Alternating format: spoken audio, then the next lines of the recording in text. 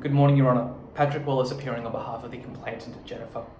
The Crown submits an application under Section 590AA2 of the Criminal Code to seek a ruling on the competence and compellability of witnesses Adam, Michael and Jennifer.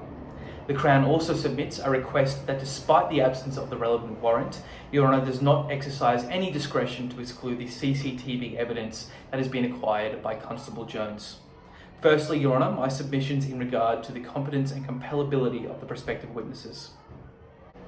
Adam has been co-accused in the charge of grievous bodily harm with his wife Barbara. Adam was witness to the GBH inflicted by Barbara on her child Jennifer. The Queensland Evidence Act's Section 8(1) provides that in a criminal proceeding, each person charged is competent to give evidence on behalf of the defence, whether that person is charged solely or jointly with another person, but is not compellable to do so. Section 8(2) of the Act provides a conflicting authority that the husband or wife of an accused person is competent and compellable to give evidence in the proceeding in any court and without the consent of the accused. Adam and Barbara are co-accused in a criminal matter as well as husband and wife.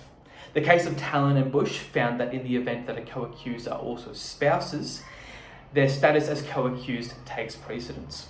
It is therefore submitted to the court that under Section 8(1) of the Act, Adam is competent but not compellable to provide evidence against Barbara as a co-accused. If a separate trial is permitted, Adam and Barbara will no longer be co-accused parties and pursuant to Section 8(2) of the Act are competent and compellable to provide evidence against each other. The Crown seeks a ruling that Adam be tried separately to Barbara for the charge of grievous bodily harm. Michael is a 5-year-old witness to the event who was hiding under a nearby table at the time the alleged GBH took place. Pursuant to Section 9 of the QEA, every person, including a child, is assumed to be competent to give evidence in a proceeding.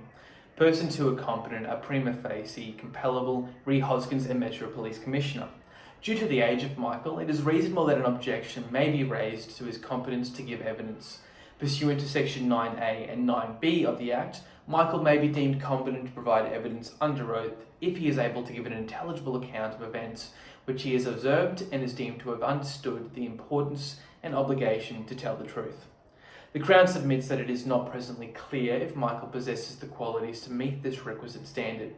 The court has the power to request expert evidence to draw findings in relation to a child's perception, memory and expression pursuant to 9C(2). The outcome of expert evidence would allow the court, if it pleased, to make a ruling against the competence and compellability of Michael as a witness. The Crown seeks that the court request expert evidence as to Michael's competence pursuant to Section 9C of the Act. Jennifer is 11 years of age and is the victim of the alleged GBH.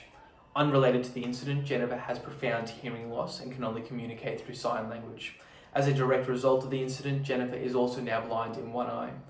Every person, including a child, is assumed to be competent to give evidence in a proceeding pursuant to Section 9. A person who is competent is prima facie compellable, re Hoskins. There are two factors upon which an objection may be raised in relation to Jennifer's competence as a witness: her age and her disability. In relation to the first, Jennifer may be deemed competent if she is able to provide an intelligible account of her experience, Section 9A. The Crown requests that expert evidence pursuant to Section 9C may be used to establish Jennifer's competence as a child witness. In relation to the second factor, the court has the power to request an interpreter under Section 131A of the Act to assist Jennifer in providing evidence against the accused. The witness has an inability to communicate verbally, and the potential that written communication may be impaired by her age and newly acquired blindness in one eye. The Crown submits that in the interest of justice, Jennifer be allowed to communicate her experience in a way she is most proficient and comfortable with, sign language through an accredited interpreter. The Crown requests that the court seeks expert evidence pursuant to Section 9C and an interpreter pursuant to Section 131A, so that Jennifer may be witness against her alleged attackers. Your Honour, if it pleases the court, I now move to my submissions regarding the admissibility of the CCTV footage. The Crown recognises the discretion of the court to exclude evidence which is otherwise admissible where it has been unlawfully obtained, established in Crown and Ireland. The Crown submits that the public policy discretion should be exercised in relation to the admissibility of the CCTV footage with reference to the 5 factors laid out in the case of Bunning and Cross. The Crown does not deny that the actions of Constable Jones represent a deliberate breach of the PPRA and that Constable would have been aware of his obligation to possess a warrant for the confiscation of the phone. The Constable's decision would have been influenced by the cogency of the evidence. The video footage represents the most cogent and clear representation of the true events that took place. The weight of this evidence in trial is significant against the alternative being witness statements from children and the accused. The perishability of the evidence must also be considered.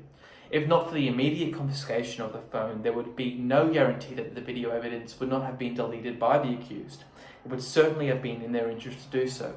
The Bunning factor also referenced the gravity of the charge accused. The charge of GBH is serious in nature, and there is a genuine safety risk posed to Michael and Jennifer if the administration of justice cannot provide protection from future abuse through finding GBH against the accused.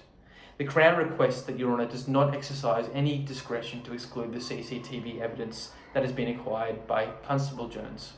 Unless there is anything further that I can assist you with, Your Honour, these are the Crown's submissions. Thank you, Your Honour.